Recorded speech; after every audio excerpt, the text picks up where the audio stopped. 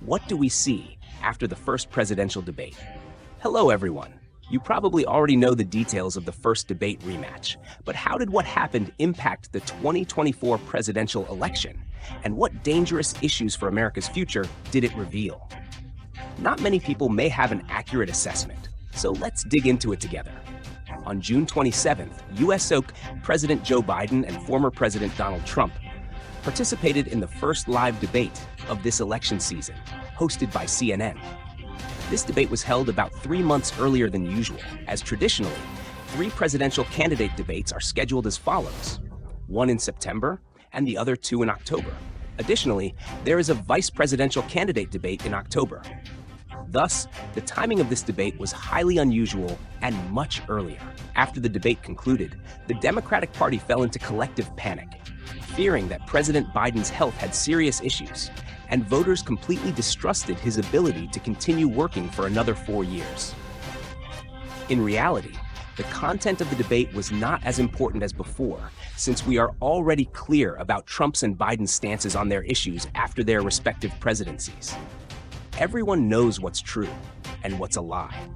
The most crucial issue now is that voters do not trust Biden's health to lead America for another 4 years, and they even question whether he will be healthy enough to live through the next 4 years. So should the Democratic Party replace Biden? If so, what will the procedure be? These are significant issues related to America's next 4 years, possibly even affecting world leadership. So, what's the situation here?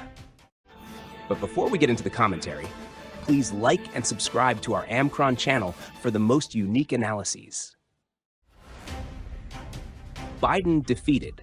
What will the Democrats do? This debate was organized by CNN. Biden went first, followed by Trump. The debate venue had no audience to avoid being influenced by cheering or booing. Biden and Trump appeared sequentially to avoid direct contact with each other. When Biden took the stage, his movements were clearly slow. Of course, Trump also moved slowly, but you could feel the strength in his steps as he took the stage.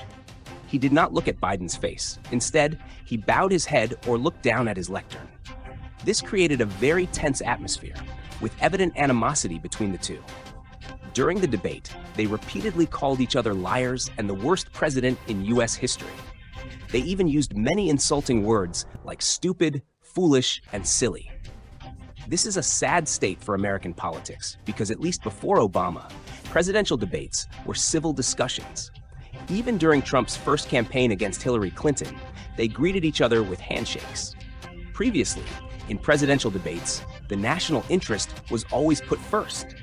But now, the divide between the two parties in America is very deep. Presidential candidates see each other as enemies, showing contempt and anger toward their opponents. Of course, both Biden and Trump also discussed many issues such as the economy, inflation, border security, climate change, and aid to Ukraine.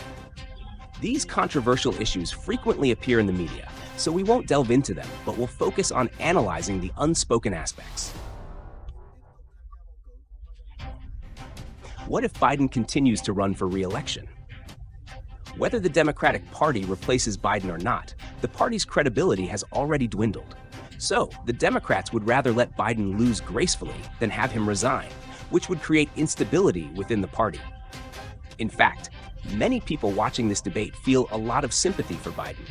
When Biden debated Trump, he clearly seemed unsure of what to do. His voice was hoarse and stammering, lacking confidence. When Trump spoke a few sentences, Biden's facial expressions were like a child being scolded by a teacher. Some even joked that putting Biden on stage like that was elder abuse, exploiting older workers. It made him look like a tired and embarrassed old man.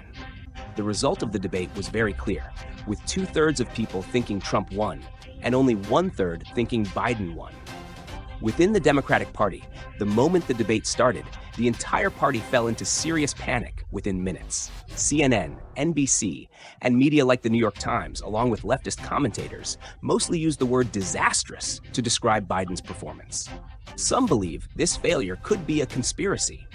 Some want Biden to fail because they think that's the only way to convince Democratic members to replace him. If there's no debate in June, by September, Biden's health issues will worsen. But the current problem is how the Democrats can replace Biden, because according to the Democratic National Committee and their rules, there's no mechanism to remove Biden from the candidate list. Biden won overwhelmingly in previous elections with 95% support from 4,000 delegates of the party. The only exception is if Biden declares his withdrawal. The problem is Biden has no intention of withdrawing. Biden has clearly stated that he will continue to run. If Biden doesn't withdraw, what will the Democrats do? Theoretically, they can only vote for Biden. Next, let's talk about the media sector. From the early days of Biden's presidency, many people have doubted his health. People in the media have always insisted that Biden's health is fine. They helped cover up all the times Biden appeared in an abnormal state publicly. This time, the media has openly discussed Biden's health issues. Biden's health is indeed problematic. That's why famous wealthy Jews like Bill Ackman, who is a major donor to prestigious Ivy League schools in the US, has stopped donating to these schools after discovering they were behaving disgracefully during the Middle East conflict. The students at these schools didn't understand the most basic issues and blindly supported Palestine. So, Bill Ackman stopped his contributions. After the debate between Trump and Biden, Bill Ackman said the credibility of the American media has completely collapsed. He said we always thought the media was the fourth estate that could monitor the government. But in reality, for a long time, the media has been blinding us. Bill Ackman said that recently, because he continually spoke about Biden's health issues, he was attacked by friends and family. Now, when you watch the debate between Trump and Biden, you will know what I'm saying is true. So, in reality, this is not the first time but has happened before. Even in the 2016 presidential election, the entire media attacked Trump. After Trump took office, there was a classic moment where he pointed at a CNN reporter and said, "Shut up, you are the fake news." So, in this debate between Trump and Biden, many people feel very hurt by the current media. Experts predict that Biden will most likely be renominated. And by September, Trump and Biden will have a rematch. They will debate again. And many believe that Biden's condition at that time will not be better than now because his health will deteriorate over time. But either way, having two elderly people debating like this, Biden being 81 years old and Trump 78 years old, if Trump is reelected, he will be 82 years old after completing his presidential term. This shows that the new generation in America really has issues.